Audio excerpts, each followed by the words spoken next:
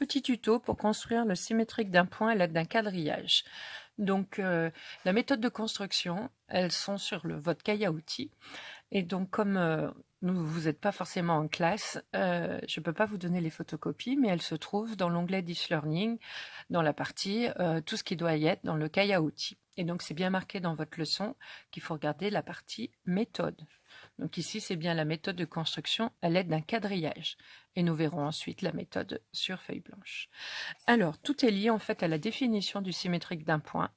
Donc la définition, elle à prendre par cœur. Donc le point M' est le symétrique du point M par rapport à une droite D, lorsque la droite D est la médiatrice du segment MM'.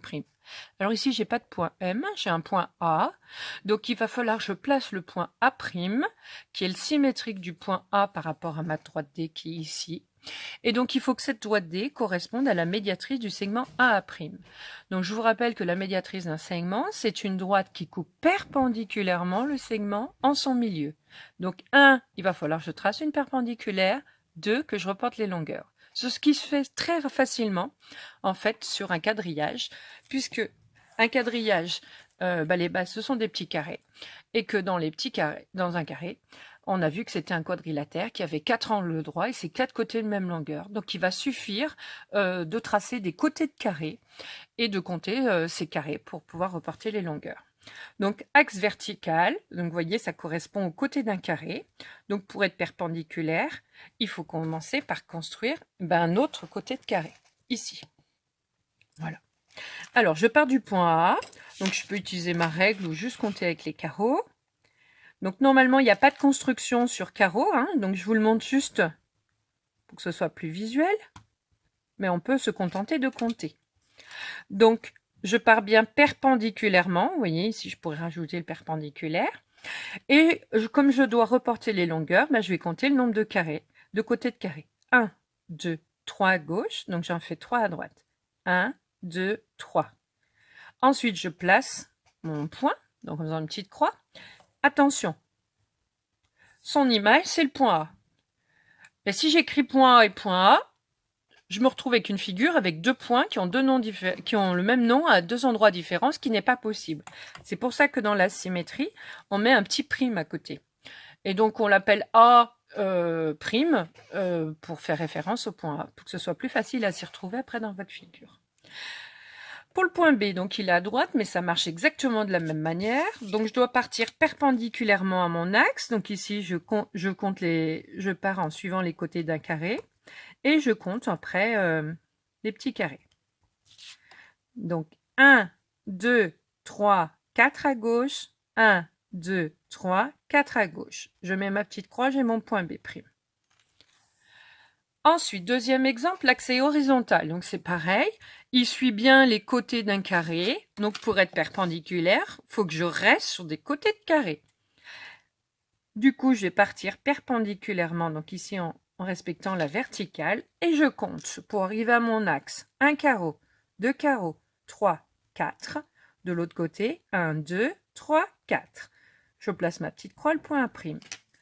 Ensuite, le point B, il est là. Je me déplace bien suivant les côtés des carrés.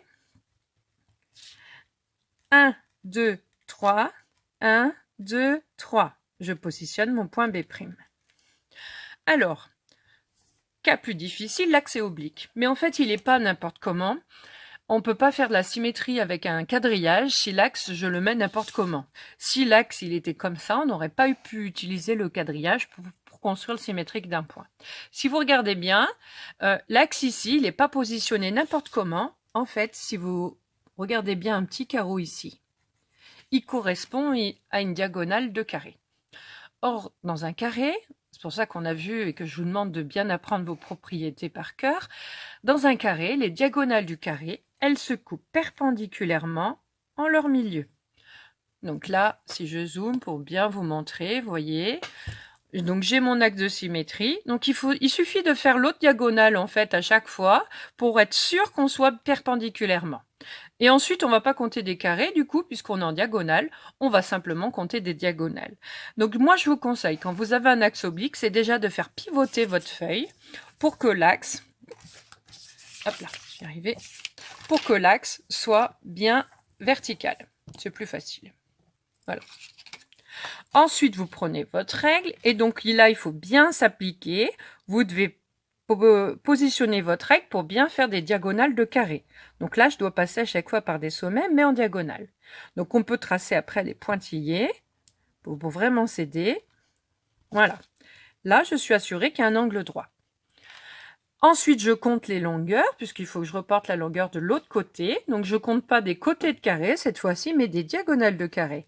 Une diagonale, deux diagonales, et là, j'ai qu'une demi-diagonale.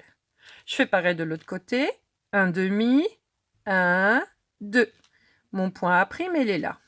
Attention, ici, si je le mettais dans ce sens-là, quand je remettrais ma feuille normale, je vois que le point A', du coup, serait penché. Et ça va pas. Donc, faites bien attention, les noms des points, ils doivent être dans le sens de la feuille. Donc, si vous faites pivoter, pas de problème. Par contre, quand vous écrivez votre point, vous le faites normalement. Ensuite, pour le point B, on fait pareil. Donc, il faut que je veille bien à passer par des diagonales. Donc là, il faut que je passe par un sommet, un sommet, un sommet, un sommet. Ensuite, je trace mes pointillés. Et je compte une diagonale, deux diagonales, une diagonale, deux diagonales. Je mets ma croix, je pivote et je mets mon point B'. Alors, ces pointillés, vous voyez, ils ne sont pas obligatoires. C'est juste pour vous aider à visualiser. Si vous en avez besoin au début, vous pouvez le faire.